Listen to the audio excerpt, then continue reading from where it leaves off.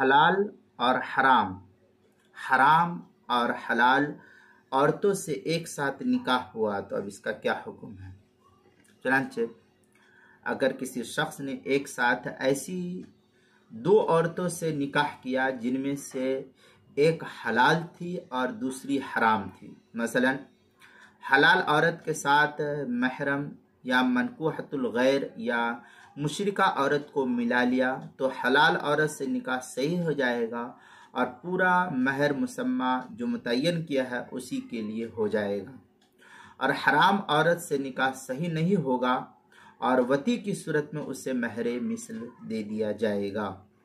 چنانچہ فتاوی شام کے اندر ہے وَصَحَّ نِكَاحُ الْمَذْمُومَةِ إِلَى مُحَرَّمَةٍ وَالْمُسَمَّى كُلُّهُ لَهَا وَلَوْ دَخَلَ بِالْمُحَرَّمَةِ فَلَهَا مَهْرُ الْمِثْلِ وفي الشام، آگے شامی میں ہے وَالْمَذْمُومَ إِلَى الْمُحْرِمِ كَأَنَّ تَزَوَّجَ امْرَأَتَيْنِ فِي عَقْدٍ وَاحِدٍ احداہما محل والاخرى غیر محل۔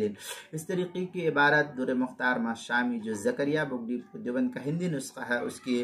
کتاب النکاح چوتھی جلد صفحہ 144، کتاب المسائل اس کی چوتھی جلد صفحہ 230 پر بھی اس کو نقل کیا گیا، وہاں دیکھ سکتے ہیں۔